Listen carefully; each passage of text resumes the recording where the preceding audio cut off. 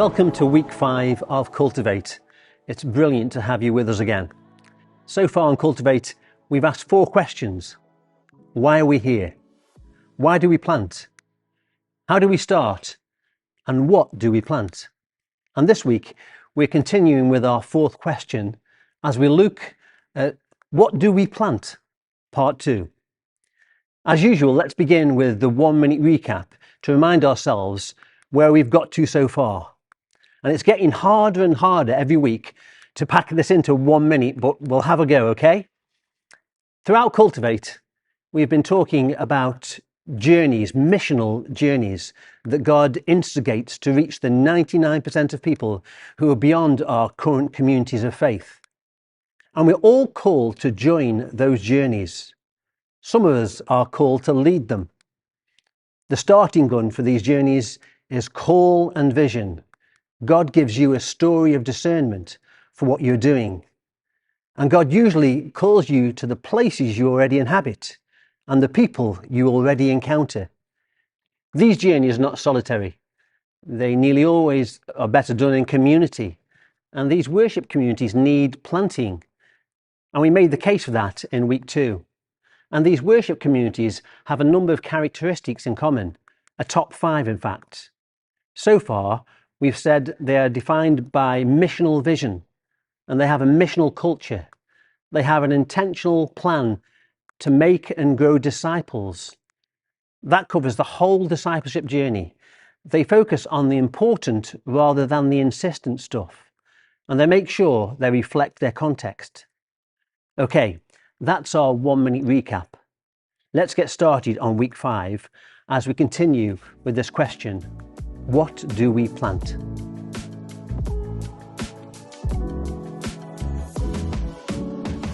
When we talk about worship communities, we're talking about church.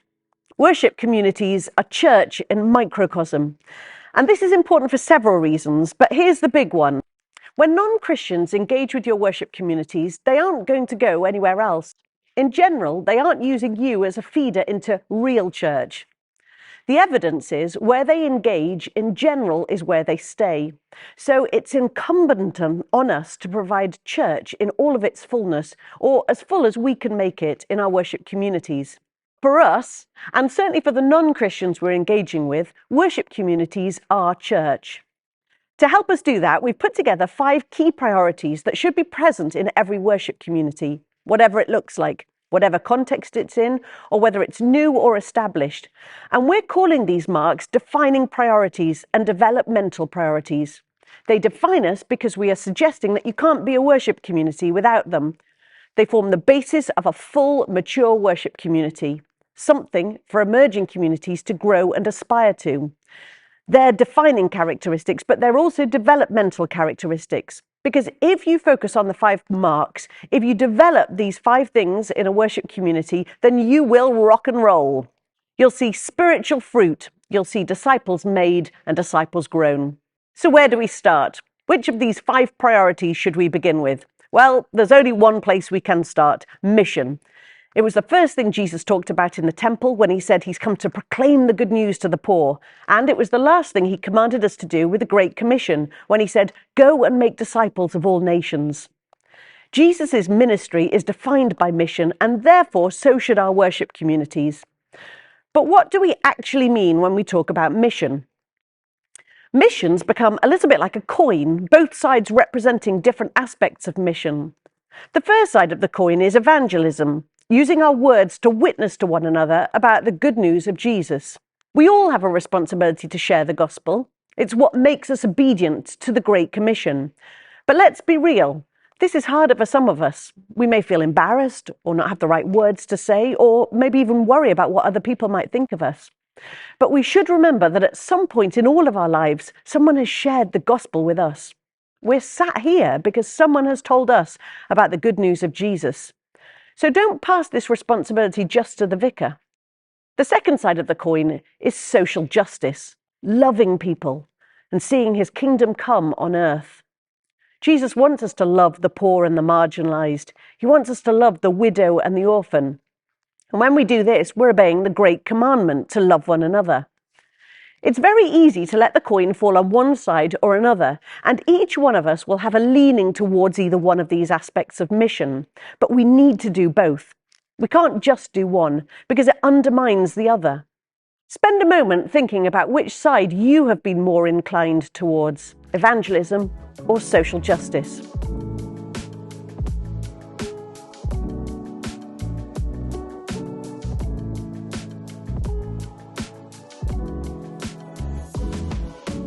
But it hasn't always been two sides of a coin.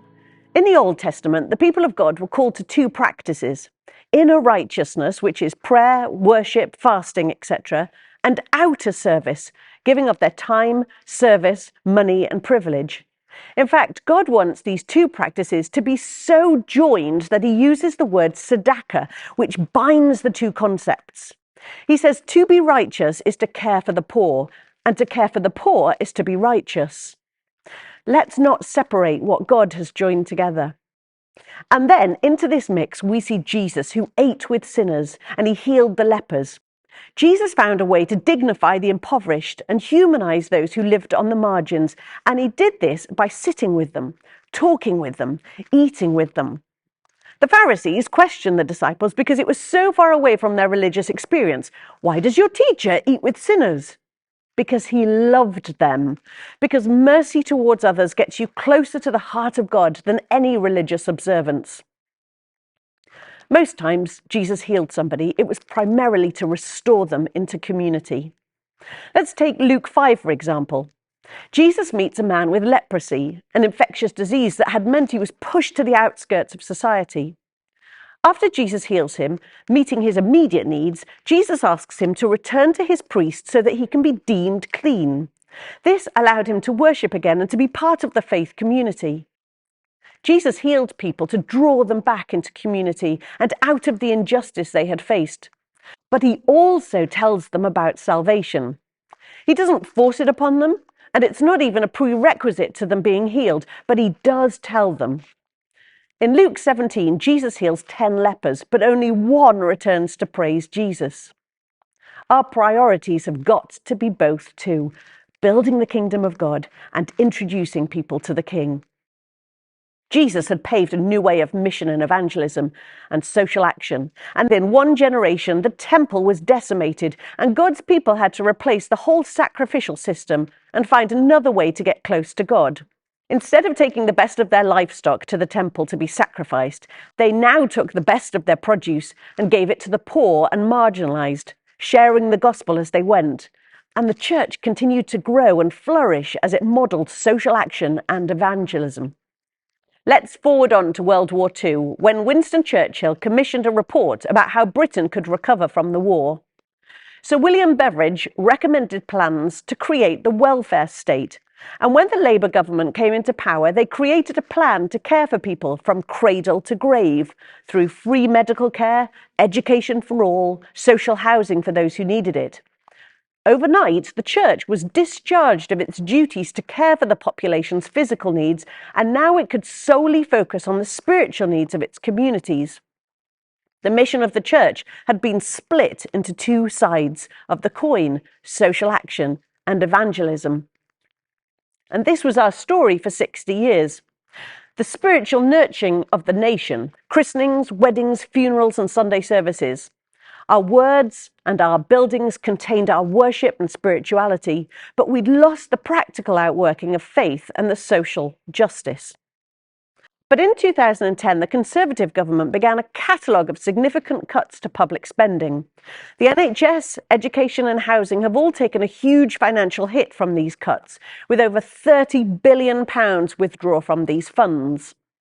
Over the past decade, the Church of England, here in the Liverpool diocese, have stepped up.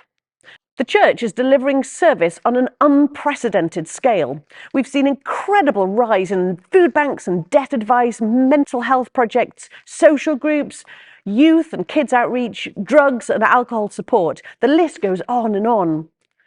It's sometimes overwhelming when we see the need and the relief that has been required through our communities. Yet, whilst the number of people we serve is grown rapidly, the number of church attendance is declining. It's the great paradox that we're facing, that the people in our country are more and more reliant on us, and yet less and less spiritually connected to us. Over the past 5 years, people have been studying the Church of England and have noticed a pattern when it comes to church growth. Where people are managing to run social action projects at the same time discipling the people who come into those spaces, these places are seeing church growth. Where churches aren't running social action projects, or perhaps running them but hoping everybody will just come on a Sunday to hear the gospel, these churches aren't growing.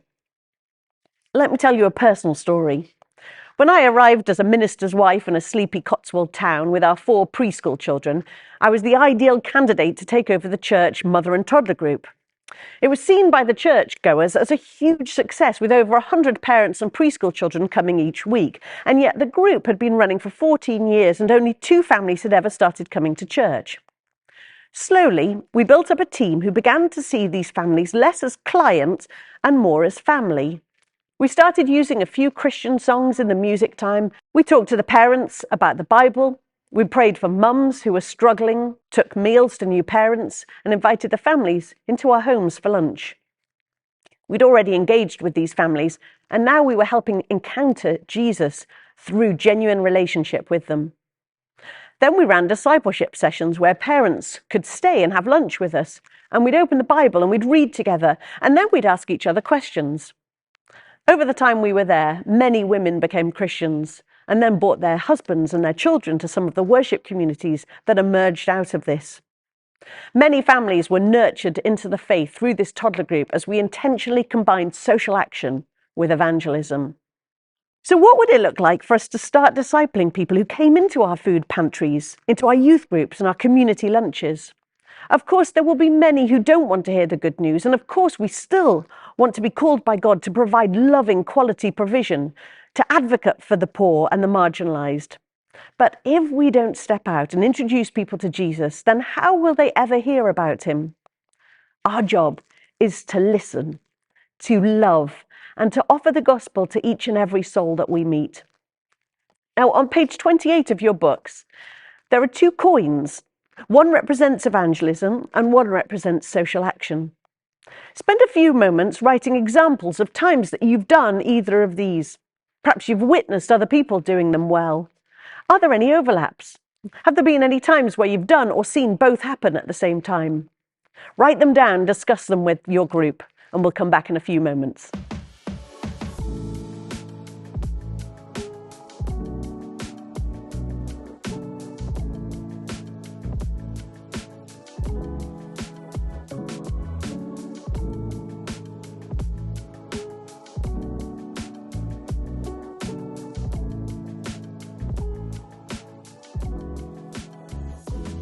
So we've looked at our first priority, which is mission.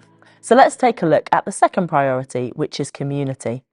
Every description of church in our Bibles is organic. Every description of our faith, from the nature of the Trinity to the early church in Acts, is based on relationship. It is based on deep, radical community. We would suggest that community must be the centre of gravity of our worship communities. And we could spend another 8 weeks talking about this theme of community, but I've got about 10 minutes. So in a nutshell, here's why we believe community should be the centre of gravity and the starting point for our worship communities. There are many, many reasons, but here are 4 of them. Firstly, God loves community because he is one. When I started reading and being taught about God and the Trinity, Father, Son and Holy Spirit, this one amazing thing blew my mind, that God has never lived outside of a community. Never. The eternal Trinity, as we understand it, is one God in 3 persons, each one of them always looking to the others, loving the others, glorifying the others. God doesn't want real Christian community because it's just a funky idea. He wants it because that's how he lives, that's how he exists. Someone once said this: God has one priority project throughout history, one that he will bring to climactic completion at the end of history, the formation of a new community. From beginning to end, God sets up communities of people because that's where he wants to encounter people, and crucially, it is these communities that embody what he's like. The entire Bible is a story of 2 communities. Our Old Testament is a story of Israel. Our New Testament is a story of the church. And I would suggest every single individual story is important because they directly impact or spring out of one of these two communities. There's more we could say, but our third thing, it is possible to talk about community and not really live in one. Our Bible tells us that community is what happens when spiritual transformation has taken place.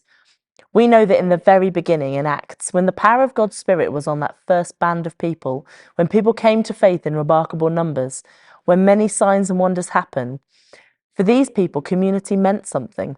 It meant sharing their stuff, possessions, worldly goods. It meant having all their belongings in common. It meant they ate together. It meant giving away money and things in a spirit of radical generosity. Community was a costly, exciting, extraordinary way of life for them. It wasn't an idea, it was what actually happened. And maybe it was easier in many ways for them because of their cultural background. They could pull off this easier than our generation. But when they talked about living in community, they meant it. Fourth and finally, because the world is desperate for real community. When I was in my early 30s, I was part of planting a young adult ministry. We started by having a meal with 6 of us, that's it. Then we found a couple more people who brought their housemates, who brought their friends, and within a year, we were a group of about 30. Why were they so keen to be involved? Because they were desperate for community. It's particularly true of young adults, but it's true for everyone. The world is desperate for community. A guy called Brian McLaren once wrote this: Jesus presents us with a dream that is irreducibly communal, familial, and social. It is not just a dream of more and better individual Christians standing like isolated statues in a museum. It is a dream of a community, vibrant with life, pulsating with forgiveness, loud with celebration, fruitful in mission. That's our second priority. And the third of our 5 priorities, these crucial characteristics of a worship community, is worship. The activity of worship, the event of worship, is incredibly important. But it's also important, missionally speaking, that we are attentive to how we do it. Here's why. Last week, we spoke about the insistent, important matrix and how vital it is to ensure the important stuff, which is in box 2, is not overwhelmed by the insistent stuff, which is in box 1. One of the areas in which box 1 stuff can undermine our box 2, where the insistent can overtake the important, can happen at the very beginning of a planting journey. Because sometimes when we think about starting new worship communities, we sometimes are focused on planting a worship service in a particular area or context or culture. We plant, and what we often mean by that is beginning with a worship service in a church building, in a school, in a pub, in a neighbourhood somewhere, in a retail unit, anywhere. Can I plead with you, in this thing that you are starting, unless there is a powerful and unequivocal word from God, don't do it. I promise you it is nearly always a mistake. Wait until you're really sure that whatever worship service you are starting is going to have thought through these questions. Is it contextual? We've said this over and over again, and we looked at this in detail last week, but it is vital that the context defines everything that we are doing in starting new worship communities. It's important that we don't allow our own biases, assumptions, presuppositions to influence how we do worship. We want the context to define it. I've seen many times brilliant professionally led services with amazing worship bands, high-tech equipment, flashing lights and a great atmosphere, but where the simple question, does this make sense for those we are trying to reach, has not been asked. Does how we are doing worship make sense for the context? Is it helping us make disciples? A couple of sessions ago, we mentioned that there were 16,000 Church of England churches. And if each of those churches did one service a week, that's 832,000 services a year. Many do more than one a week, so let's call it around 1 million. 1 million services every year. That's a lot of services. But have we ever asked ourselves, are they helping us make disciples? Is how we are doing services helping us make new Christians? Is it helping us grow disciples? How often do we stop and evaluate how, or even if, people are growing as disciples through our services? For instance, the bedrock of our discipleship training is often worship services, and the centre point for that is preaching.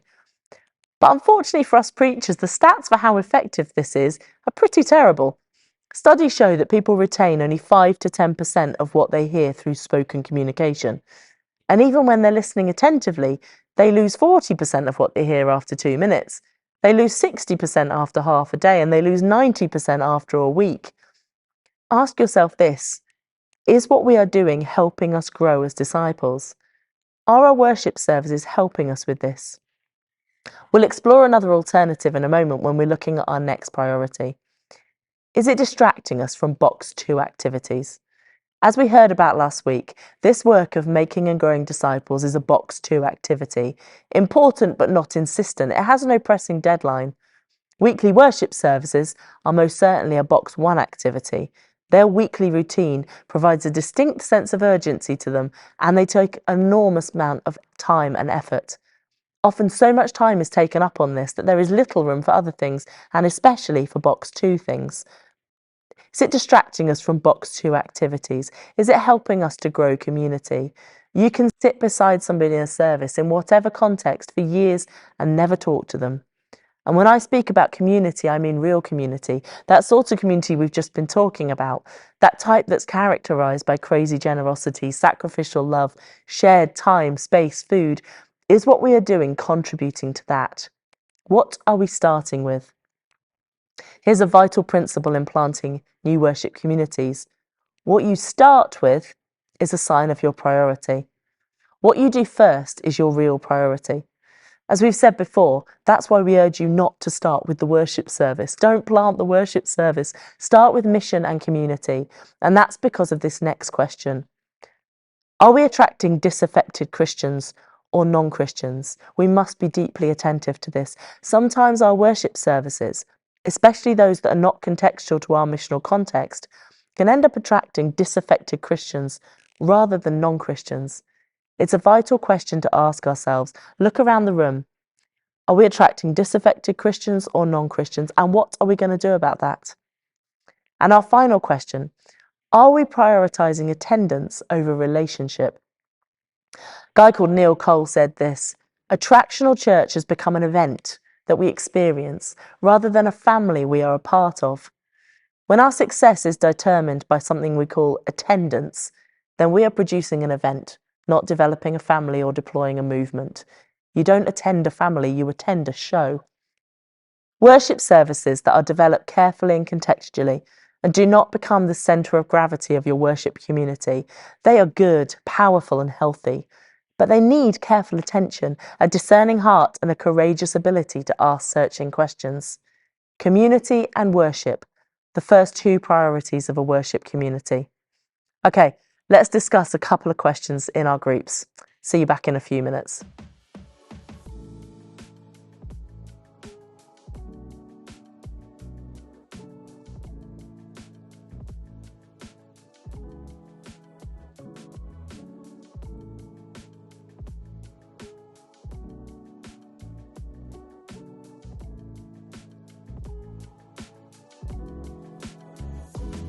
So we've had the first 3 of our 5 priorities, and in this section we'll go through over the remaining 2 very briefly with one of them and focus on one of them in greater detail.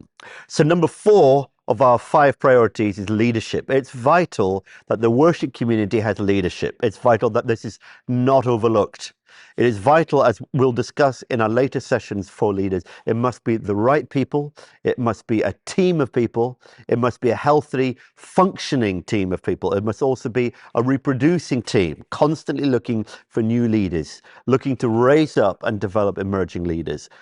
Whenever worship communities falter, in my experience, it is nearly always because this priority is either not there or not functioning well.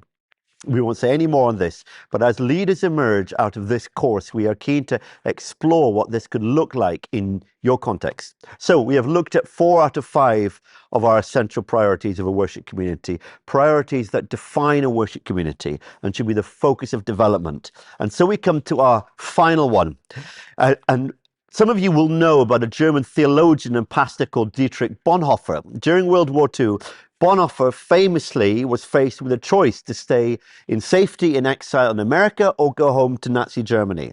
And he felt that God was calling him home. So he went home, and he was eventually caught by the Nazis and executed 23 days before the end of World War II. And before he died, he wrote about what it meant to follow Jesus, about being a disciple. He wrote loads of good stuff.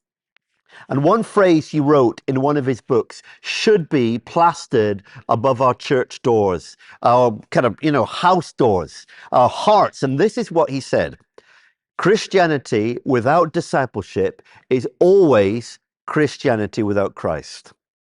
If you aren't following Jesus, he says, your Christianity is empty of Christ. If Dietrich Bonhoeffer was standing here today, he would urge us to ensure that our worship communities were defined by, intentional about, consumed with even what it means to follow Jesus, or in other words, discipleship. So what does it mean to follow Jesus? What does discipleship mean? And this answer could take many hours, many weeks to answer. And I have about, 10 minutes. So I just want to focus on one thing only in this time we have together. And that is this: discipleship, following Jesus, means becoming an apprentice. It means becoming like he is so that we can do what he does. What do we mean by this? In Matthew 14, we come across a crazy story that most of us know really well. And in my Bible, it has a simple title, which is Jesus Walks on Water. It's a crazy story because in this story, two people completely defy our laws of gravity and physics, get out of a boat and walk on water. And the first guy is understandable because it's Jesus, but the second guy is completely unlikely because it's Peter. And this story is yet another of those mind-blowing gospel stories told in a sort of crazily matter-of-fact way, but that are placed there to disturb us and amaze us and maybe frighten us a little bit.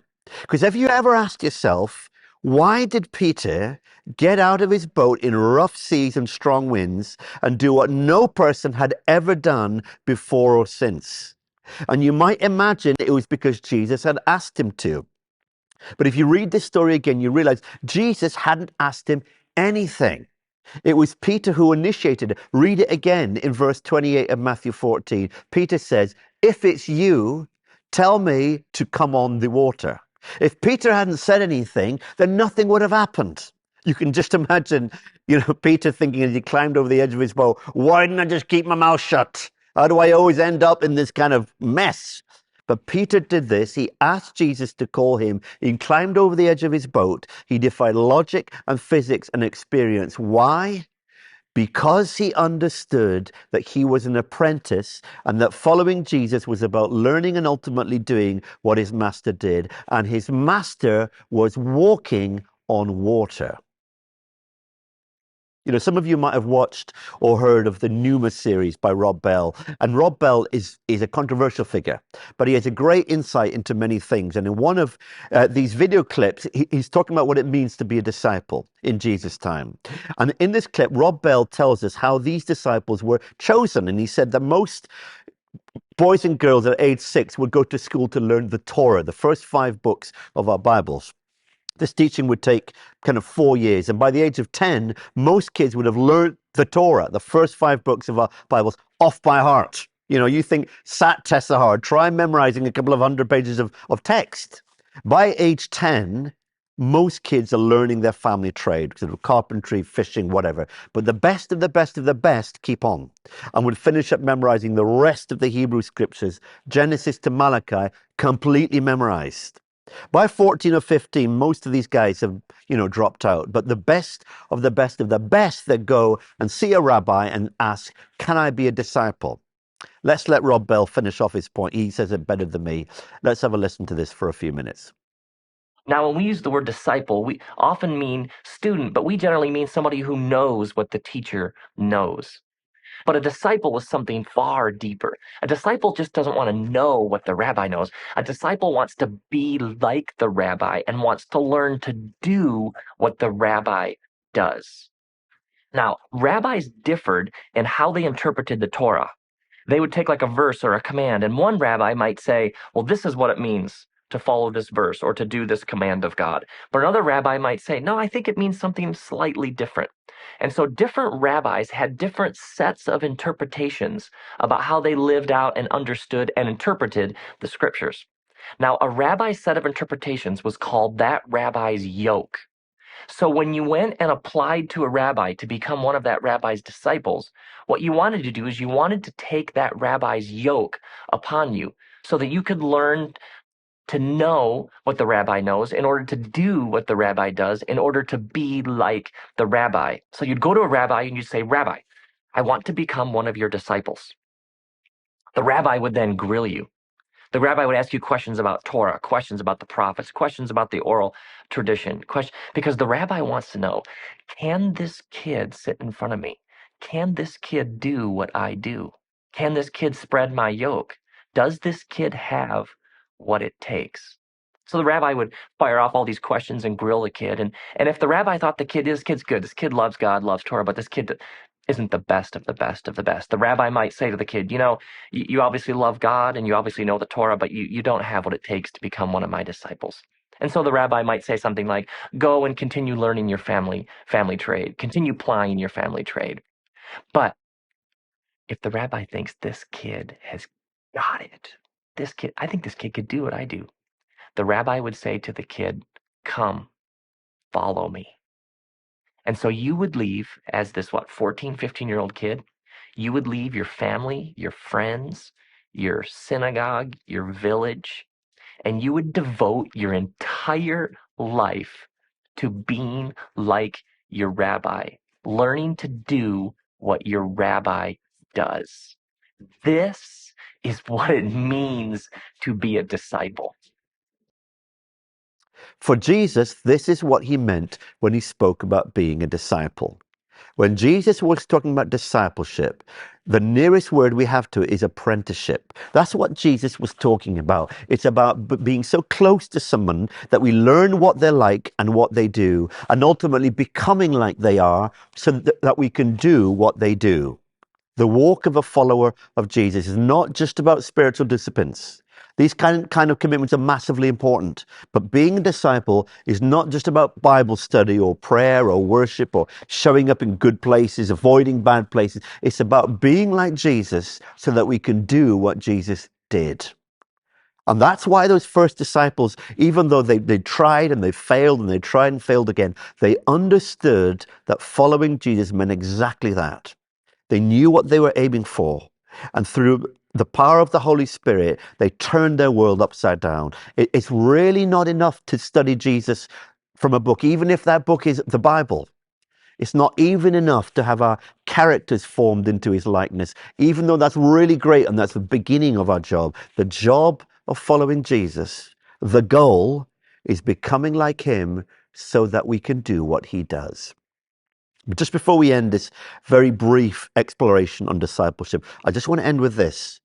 There are several reasons why we struggle with discipleship as apprenticeship, this idea of disciples being learners, learning to be like Jesus and do what he does. And one reason is because we are often discouraged by failure. And when we encounter failure, we stop believing in this kind of discipleship. But our Bibles are categorically clear on this, that the discipleship of becoming like Jesus, of learning to be his disciples, is littered with failure. Look at the story of Peter that we've just recounted. The first half of this story is one of remarkable risk, extraordinary gain. He gets out of his boat. He does what his master's doing. He defies the laws of physics and he walks on water. But the second half is disastrous. He suddenly kind of comes to his senses and he realizes what he's doing is certifiably bonkers. And so he starts sinking. It's a remarkable story, but it doesn't end well for Peter.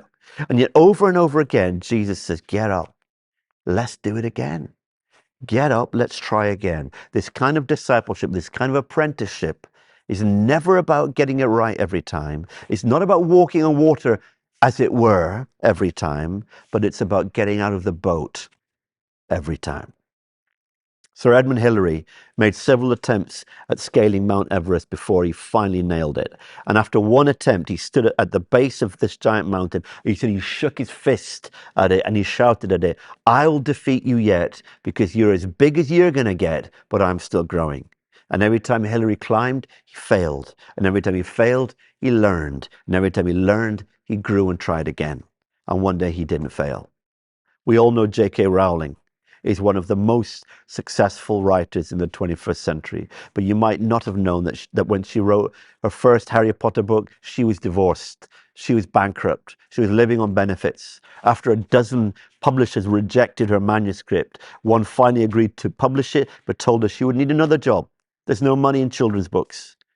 J.K. Rowling once said this to a group of graduates. She said, "You might never fail on the scale I did, but it is impossible to live without failing at something unless you live so cautiously that you might as well not have lived at all." If either of them had become discouraged by their failure and stopped, then no one would have heard their stories, because they wouldn't have had a story. If these apostles had become discouraged by their repeated failure, then their story would have, stopped somewhere in the middle of Mark's gospel. But it didn't stop there. It became one of the most remarkable stories of human transformation. And through us, the story still goes on. And so this is what we want to encourage in our worship communities, realizing that we are learners, learning to be like Jesus, learning to take risks, learning to grow in our discipleship. The story of the church began with a feeble bunch of learners, of disciples, of apprentices, and it's passed on to another feeble bunch of learners, disciples, apprentices, who learned to believe in their hearts that Jesus is calling us to become like him. They weren't discouraged by their failures because their master wouldn't let them. "Get up," Jesus says. "Let's do it again. I'm going to put my spirit in you. And though you try and fail again, don't become discouraged. Get up and do it again. Get up. Let's try again." I hope you've enjoyed this session as we've sort of continued to ask this question, what do we plant? Looking at the last of our top 5 characteristics of new worship communities, the key priorities of mission, discipleship, community, worship, and leadership. And next time, we'll be looking at our 5th question. How do we plant? Looking at the planting cycle, the important stages of planting new worship communities, as well as hearing stories from other people who have been there before us. But for the final time today, let's discuss a couple of questions in our groups. God bless, and see you next week.